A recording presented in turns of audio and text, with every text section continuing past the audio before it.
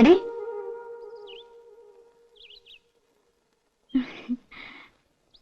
ആശാരിമാരുണ്ടായിരുന്നപ്പോ ഒരു രസമായിരുന്നു ഇല്ലേ ഉപ്പച്ചി? രസം. നീ കറിക്ക് എന്തൊക്കെയാ നോക്ക്. ചന്ദ്രേട്ട് ഉണ്ണാൻ വരുമ്പോ കൂടെ 1-2 പേരുണ്ടാവും. എന്തുണ്ടാക്കാനാ? അമ്മേ, അമ്മേ വാ, ഒരു സൂത്രം കാട്ടിത്തരാം. എന്താ മോളെ? വരുന്നേ, രാത്രിയും വാ. എനിക്ക് വേണ്ട നിന്റെ സൂത്രം.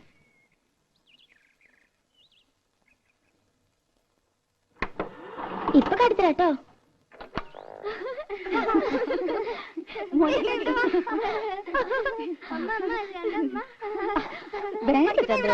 കണ്ടോ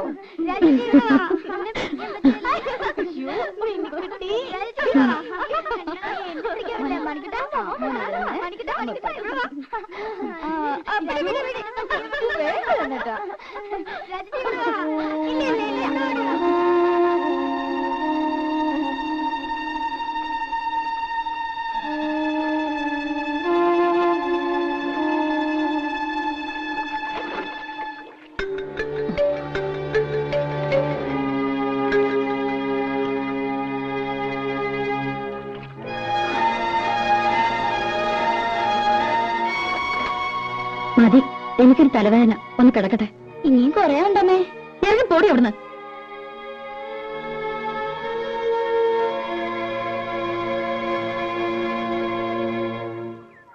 തള്ളേ, പാരത്തള്ളേ. ഈ തള്ളയുടെ ചെവി പൊട്ടിപ്പോയോ?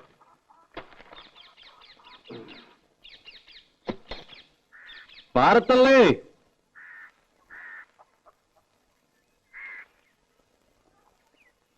പത്നിയച്ചിയോ? ഇത് വലിയ അതിശയായി പോയല്ലോ. അമ്മ എങ്ങനെയൊക്കെയാ വിളിക്കണേ? പിന്നെ തള്ളേനെന്താ തമ്പുരാട്ടിന്ന് വിളിക്കണം? ഈ കൊച്ചോടെ നിൽക്കണ്ട്. എന്നെ കൂടെ ഒന്ന് പറയിക്കണ്ട. കണ്ണടാനവരല്ലേ വിളിക്കുള്ളൂ. അതിന് ഇനി വലിയ താമസമില്ല. അപ്പൊ ഡെയിലി കണ്ണടയ്ക്കാണ്ട് ഉറങ്ങണേ. വെട്ടിത്തിളപ്പിച്ച് കുടിക്കേ. മാസത്തിൽ ഒരു ആടുതല വിഴുങ്ങില്ലെങ്കിൽ നടുവ് പൊങ്ങില്ലാന്ന് സൂത്ര. ചേട്ടത്തിനും പറയണ്ട, മാറി സൂത്രാടാ. വെറുതെ ആണോ നിന്റെ തല കണ്ടപ്പോഴും പന്താണ് തല കുറച്ചത്? പന്തക്കാലം എന്തിനാടാ വെറുതെ? ഇതൊക്കെ ഒരു രസമാ. പത്നിച്ചിരിക്കെ, ഞാൻ ആ കുളത്തിലൊന്ന് മുങ്ങിട്ടു. എനിക്ക് ഉടനെ പോണം. ഞാൻ എന്തിനാ വന്നെന്നറിയോ? പേരപണി ഉടനെ തുടങ്ങുന്നുണ്ടാവും. അതെ, അതിനു മുൻപ് ഒരു കടമയും കൂടി തീർത്തു വിടണമെന്നാ ചന്ദ്രേട്ടന്. എന്നാലേ എനിക്ക് സമാധാനം ആവുള്ളൂ. രാധയുടെ കല്യാണം. അതിന് അവക്കൊരു 10-21 വയസ്സായിട്ട് മതിയെന്നാണല്ലോ പത്നിയേച്ചി പറഞ്ഞിരുന്നത്. അതെ, പക്ഷേ ഞാൻ ആലോചിച്ചപ്പോ ചന്ദ്രേട്ടനുള്ളതുകൊണ്ട് എനിക്കൊരു കൂട്ടിന് ആവശ്യമില്ല. നിന്റെ വയസ്സ് കൂടുതല്ലേ? നിന്റെ അമ്മ അതന്നെ പറയണേ. അമ്മ പറഞ്ഞൊന്നും കാര്യമാക്കണ്ട കേട്ടോ. അതല്ല, അവർക്കും ഇല്ലേടെ ആഗ്രഹങ്ങള്. നിന്റെ ഒരു കുട്ടി എടുക്കണമെന്നും കൊഞ്ചിക്കണമെന്നൊക്കെ. പെട്ടെന്നോ? വേറൊന്നും പറയണ്ട.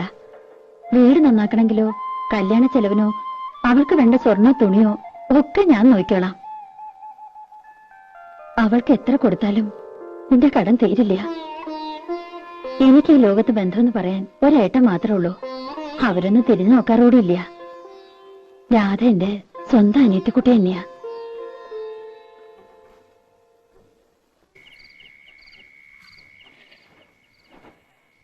കൊടുക്കുന്നതിലൊന്നും എനിക്ക് വിരോധം ഉണ്ടായിട്ടില്ല. പക്ഷെ എനിക്ക് മനസ്സിലാകുന്നില്ല, ഇത്ര പെട്ടെന്നൊരു ആലോചന. പെട്ടെന്നുള്ള ആലോചനയൊന്നും അല്ലല്ലോ. പണ്ടേ അവൻ കെട്ടാനിരുന്ന പെണ്ണ് തന്നെയല്ലേ? അതെ, എന്നാലും പെരപണിയാണെങ്കിൽ തുടങ്ങാൻ പോണു. അതിനിടയില് അവളിവിടെ ഇല്ലാണ്ടായാല്. അവളല്ലല്ലോ പെരപണിയണത്. അടുക്കളപ്പണിക്ക് ഞാനൊരാളെ കണ്ടുവച്ചിട്ടുണ്ട്. ആരെ? ആരായാലും എന്താ, പണിക്ക് ആളുണ്ടായ പോരെ? വല്ലതും വായിച്ചു പിടിച്ചത് തിന്നണ്ടടി. അങ്ങനെ രുചി പിടിക്കണ്ട. ഇത്രയും നാളും തിന്നുകൊണ്ടിരുന്നത് രാധ വെച്ച് വിളമ്പിയതല്ലോ.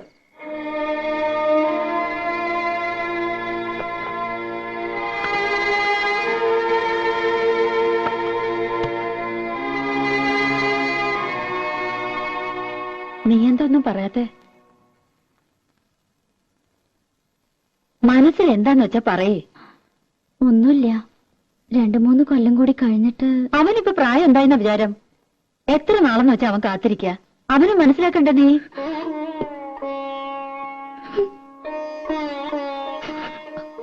അതിന് നീ കരയണ എന്തിനാ? പാപ്പേച്ചിക്ക് മനസ്സിലാവും. എത്ര അടുപ്പുണ്ടെങ്കിലും കല്യാണം എന്നൊക്കെ പറയുമ്പോ ഏതൊരു പെൺകുട്ടിക്കും ഉണ്ടാവും പേടി. നിന്നെ അവൻ പൊന്നുപോലെ നോക്കിയോളും.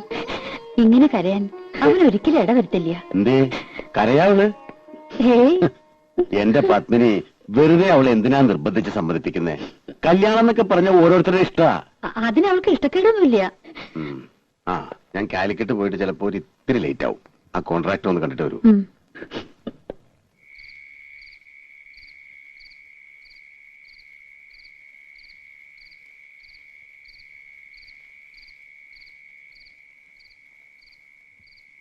രാധേ, രാധേ,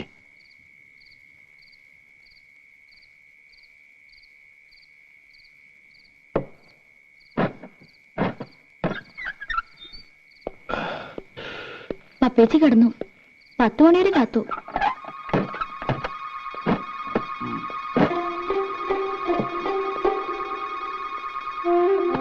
ആ വെള്ളം തന്നെ.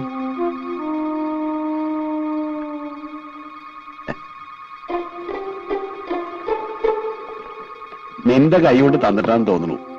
നല്ല മധുരം.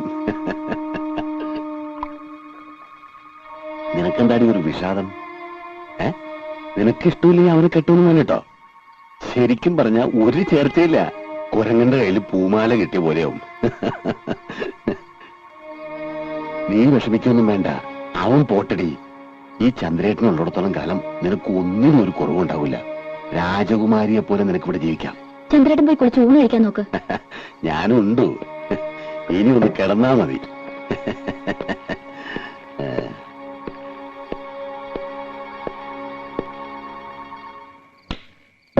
ലൈറ്റ് ഓഫാക്കണ്ട. ഇനിയിപ്പോ നീ എന്തിനാ ഇവിടെ ഒറ്റയ്ക്ക് നിൽക്കുന്നേ? വാ, നമുക്കൊരു കിടക്കാം. ചന്ദ്രേട്ടാ, ഇനി ഞാൻ പറഞ്ഞില്ലേ, ഉച്ചയ്ക്ക് നന്നായിട്ട് പറ്റില്ലേ? നീ അത്ര ശരിയാവുന്ന അറിയണ്ട.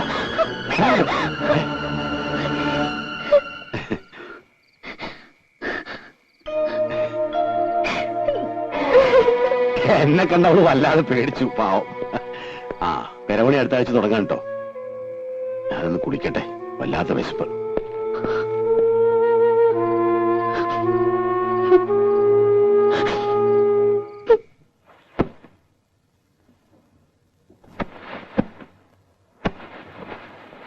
അതിനും മാത്രം ഇവിടെ എന്താ ഉണ്ടായ പത്മിനി ഇപ്പോ? ദേ, നമ്മൾ വെറുതെ സംസാരിച്ച് വഷളാക്കണ്ട. ഒന്നും ഉണ്ടായിട്ടില്ല, സമ്മതിക്കണു. പോരെ? പിന്നെ എന്തിനാ അവളെ ഇപ്പൊ പറഞ്ഞേക്കണേ? അവൾക്ക് പോണം. 20,000 രൂപയും 10 പവന്റെ ആഭരണവും ഞാൻ കൊടുക്കുന്നുണ്ട്. ഭയങ്കര ക്രൂരത നീ കാട്ടണേ.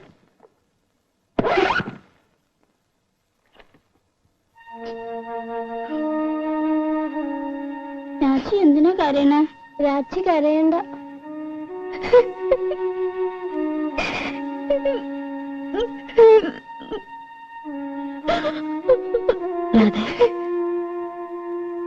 കുട്ടികളെ വിഷമിപ്പിക്കാതെ അവരെ ഒരുക്കി സ്കൂളിൽ വിട. വരുമ്പോ ഞാൻ എന്തെങ്കിലും പറഞ്ഞ് സമാധാനിപ്പിച്ചോളാം.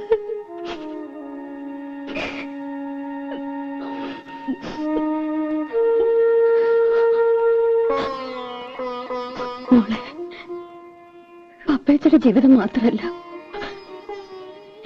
എന്റെ ജീവിതവും നശിക്കരുത്.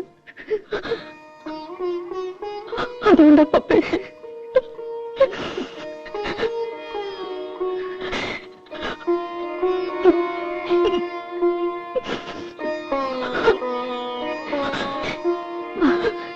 കുളിപ്പിച്ച് സ്കൂളിൽ കൊണ്ടാക്കാം.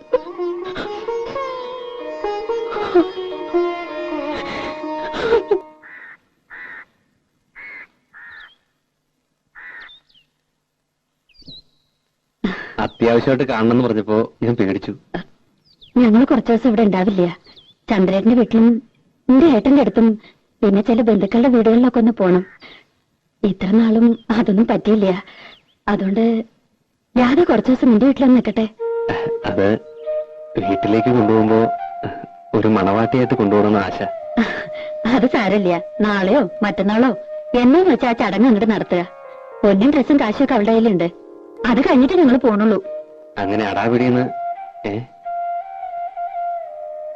കൂട്ടുകാർക്കും അയൽക്കാർക്കൊക്കെ ഒരല്ല ചോറ് കൊടുത്ത് ഒരു പന്തലൊക്കെ ഇട്ട് ഒരു കല്യാണമായിട്ട് നടത്തണമെന്നുണ്ട്.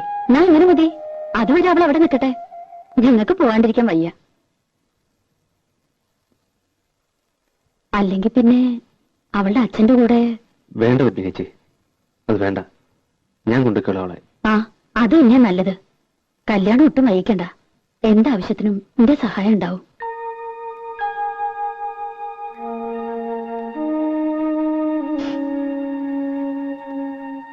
നീ വിഷമിക്കൊന്നും വേണ്ട. മക്കളെ സ്കൂളിൽ കൊണ്ടുവിടാനും കൊണ്ടുവരാനും ഞാൻ വന്നോട്ടെ പപ്പച്ചി.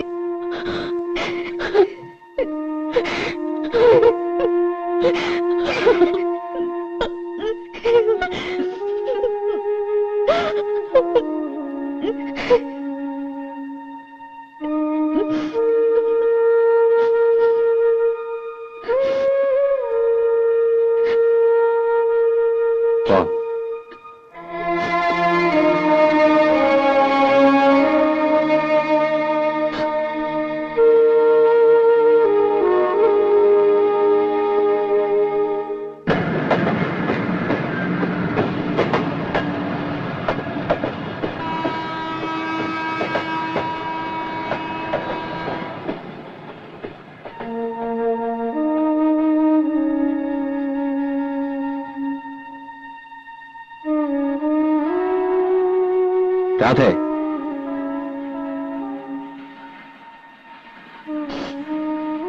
എന്ത് പ്രശ്നമാണ് ഉണ്ടായേ? ഒന്നുമില്ല.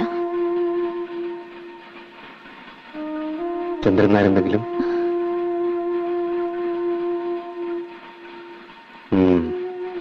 നടക്ക്.